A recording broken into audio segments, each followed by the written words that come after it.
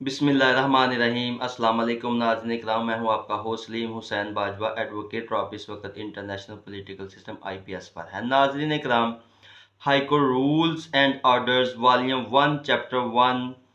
Part E के ऊपर आज हम आपके साथ तफसीली गुफ्तगू करेंगे। इसके जो साबका पार्ट हैं वो मैंने अपने दीगर लेक्चर्स में आपके साथ जो है वो डिस्कस किए थे। आज का ये हमारा टॉपिक जो पार्ट ई से मुतल्लिक़ है, इसके अंदर हम रिटन स्टेटमेंट जो है उसके ऊपर आपके साथ तफसीली गुफ्तगू करेंगे। यानी ये जो पार्ट है, part E chapter 1 volume 1 high Court rules and orders, ये जो है रिटन स्टेटमेंट यानी कि जवाब दावा को डील करता है।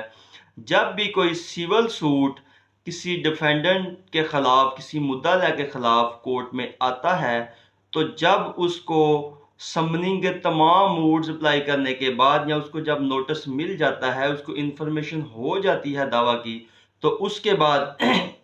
डिफेंडेंट के लिए ये एक बड़ा अहम मरहला होता है, मुद्दा के लिए बड़ा अहम मरहला है कि उसने कोर्ट के अंदर पेश होके उसके खिलाफ जो दावा, जो सूट जो है वो कोर्ट में आया है, उसका जवाब जमा करवाना होता है। और ये जो मरहला है, जो प्रोसीजर है, इसको कोड ऑफ सिविल प्रोसीजर 1908 का ऑर्डर 8 जो है वो डील करता है, जिसके तहत उसने जो है वो जवाब दावा अदालत के अंदर जमा करवाना होता है। तो हम अपने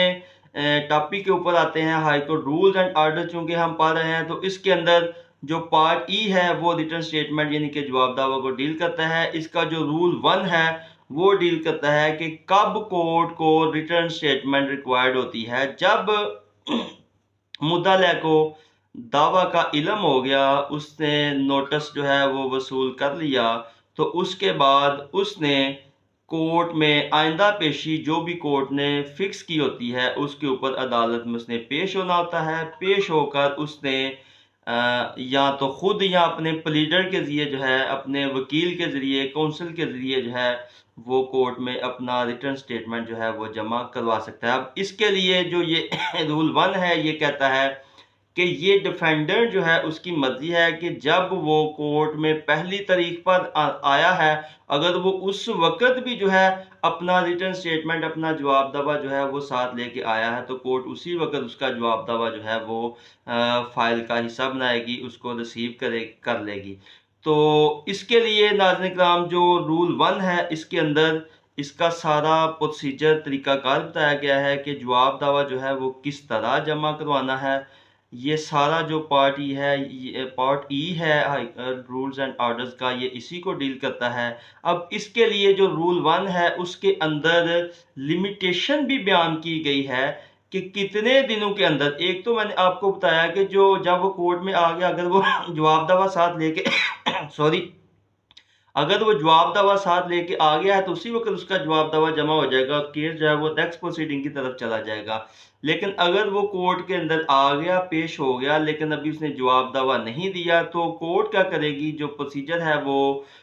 उसका थंब इम्प्रेशन जो है वो सफ़ा मिसल के ऊपर लगवा लेगी, या उसको कहेगी कि अगर आपने वकालतनामा पेश करना है, वकील एंगेज करना है, काउंसिल करना है, तो आप उसका वकालतनामा पेश कर दें। उसके बाद नेक्स्ट हेयरिंग जो है वो उसके लिए केस को कोर्ट जो है वो फिक्स फरमा देगी। अब इसके लिए जो लिमिटेशन है जवाब दावा जमा करवाने के लिए, वो रूल 1 के अंदर जो है वो 13 डेज जो है वो बयान की गई है कि 30 दिन के अंदर जो है वो मुद्दाला जो है वो जवाब दावा कोर्ट के अंदर जमा करवाने का पाबंद है। अब उसके बाद रूल 2 जो है वो पार्टी का ये कहता है कि जब मुद्दाला ने जवाब दावा जो है वो जमा करवाना है, तो उसके साथ जो मुतलका डॉक्यूमेंट हैं वो भी अनेक्स कर सकता है। उसके साथ जो डॉक्यूमेंट उसकी दस्तरस या उसके कब्जा में है उनको अपने जवाब दावा के साथ जो है वो लफ करेगा, और जो डॉक्यूमेंट वो पेश करना चाहता है उनकी बाबत कानून के मुताबिक जो फरिस्त है वो लगाएगा, और उस फरिस्त के अंदर जो है वो अपने तमाम तर डॉक्यूमेंट जो है वो उनको तहरीर करेगा कि ये डॉक्यूमेंट जो है वो अभी उसके कब्जा में नहीं है, जो कि वो बाद में पेश कर देगा। और उसके बाद जो ये रूल 2 है ऑर्डर, ये पार्ट ई का, ये कहता है कि उसने इसके अंदर अपनी रिटन स्टेटमेंट के अंदर जो है वो अगर कोई क्लेम करना चाहता है, यानी कि मैं इसकी मिसाल इस तरह दूंगा कि अगर एक रिकवरी सूट है, कोई बंदा जो है मदई जो है उसने रिकवरी का दावा दायर कर दिया कि मुझे डिफेंडेंट से इतने पैसे जो है वो लेने हैं, तो अगर डिफेंडेंट ने भी उससे कोई पैसे लेने हैं तो वो भी अपना मुतालबा, अपना क्लेम इसी दावा के अंदर कर सकता है। इसको कानून की लैंग्वेज में सेट ऑफ कहा जाता है, जिसके ऊपर मैं आपके साथ अलहदा से भी एक तफसीली गुफ्तगू करूंगा कि सेट ऑफ क्या होता है, सेट ऑफ किस तरह जो है आप अप्लाई कर सकते हैं और कैसे रिटर्न स्टेटमेंट के अंदर जो है वो अपना सेट ऑफ आप जो है वो दे सकते हैं। सेट ऑफ जो है ये मुद्दा लय का क्लेम जो है जो बतौर सेट ऑफ वो करता है, उसको सेट ऑफ कहा जाता है। तो नाज़रीन किराम,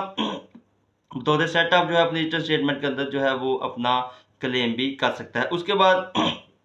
रूल 3 जो है वो रेप्लिकेशन से मुतल्लिका है कि जब उसने रिटर्न स्टेटमेंट जमा करवा लिया तो उसके बाद जो है अगर मदई जो प्लेंटिफ है दावे का, वो इसका कोई जवाब देना चाहता है तो उसको भी कानून ये हक देता है कि इसका वो एज रेप्लिकेशन जो है वो इसका जवाब जमा करवा सकता है। दोनों पार्टीज जो है वो रेप्लिकेशन का हक भी रखती हैं। उसके बाद रूल 4 जो है वो डील करता है जब एक से ज़्यादा डिफेंडेंट्स हों तो उसको डील करता है। सेपरेट रिटर्न स्टेटमेंट जो है वो इसका टाइटल है। जब एक से ज़्यादा डिफेंडेंट हों तो ये part high Court rules and orders का कहता है कि हर जो डिफेंडेंट है उसने अलहदा अपना जवाब दावा जमा करवाना है, लेकिन इस रूल के अंदर गुंजाइश मौजूद है कि अगर डिफेंडेंट्स जॉइंटली भी जवाब दावा जमा करवाना चाहते हैं तो वो जवाब दावा जमा करवा सकते हैं, लेकिन इसके लिए जो इस रूल के अंदर कंडीशन बयान की गई है वो ये है कि उनका जो डिफेंस है फिर उस जवाब दावा के अंदर वो सेम होना चाहिए। अगर उनके मुख्तलिफ डिफेंसेस हैं तो फिर वो एक जवाब दावा के अंदर जो है वो नहीं दे सकते, फिर उनको अलहदा से जो है वो अपना जवाब दावा देना पड़ेगा। उसके बाद रूल 5 है जो कि कोर्ट फीस से मुतल्लिका है कि जो रिटर्न स्टेटमेंट जो जवाब दावा होता है इसके ऊपर कोई कोर्ट फीस नहीं लगती, यानी कि ये एग्जम्प्टेड फ्रॉम कोर्ट फीस है, इसकी कोई कोर्ट फीस नहीं होती अनटिल के जवाब दावा देने वाला जो मुद्दाला जवाब दावा दे रहा है वो कोई अपना क्लेम जो है वो उसके अंदर ना करे। जैसा कि मैंने आपके साथ पहले डिस्कस किया, बतौर सेट ऑफ अगर कोई अपना क्लेम करता है तो उसकी बाबत कानून के मुताबिक जो है अगर कोई कोर्ट फीस बनती है तो फिर जो है वो उसने जवाब दावा के साथ वो कोर्ट फीस लगानी है। उसके बाद रूल 6 है, ये कंटेंट्स को डील करता है कि रिटर्न स्टेटमेंट जो है इसके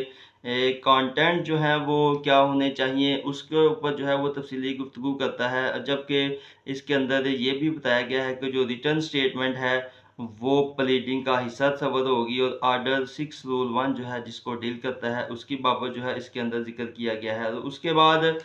ये जो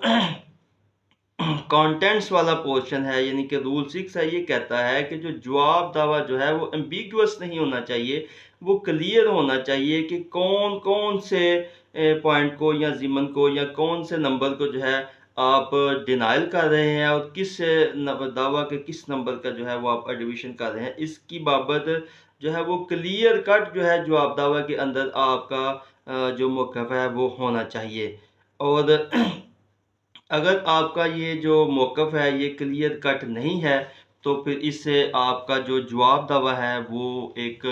बेहतरीन जवाब दावा जो है वो साबित नहीं होगा। लिहाजा जवाब दावा देते वक्त जो है वो क्लियर कट जो भी आप दावा की जिस चीज़ को भी आप एडमिट करना चाहते हैं या मानते हैं कि ये सही है उसकी बाबत भी आपने तहरीर करना है, या फिर आप इनकार करते हैं कि ये ज़िमन गलत है तो आपने तफसील के साथ उसके अंदर लिखना है कि ये ज़िमन जो है वो गलत है। तो नाज़रीन इकराम, ये था आज का हमारा लेक्चर जिसके अंदर मैंने आपके साथ जो पार्ट ई है high Court rules and orders volume 1 chapter 1 का वो आपके साथ डिस्कस किया है। और इन शॉर्ट आपको जो है ये 6 रूल जो इसके हैं इनके ऊपर आपके साथ जो है वो गुफ्तगू करने की एक कोशिश की है। तो उम्मीद करते हैं कि ये जो गुफ्तगू है ये आपके लिए मुफीद साबित होगी।